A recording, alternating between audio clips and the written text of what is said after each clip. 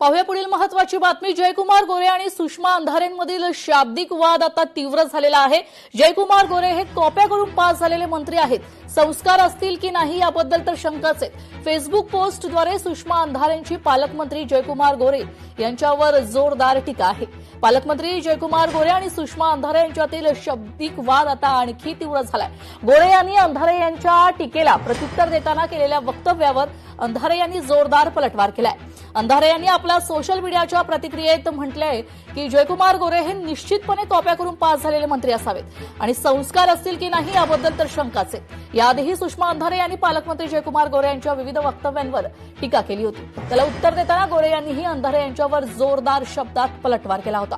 त्यामुळे दोन्ही नेत्यांमधील आरोप प्रत्यारोपांची चर्चा आता सोलापूरच्या राजकीय वर्तुळात रंगताना पाहायला मिळतेय।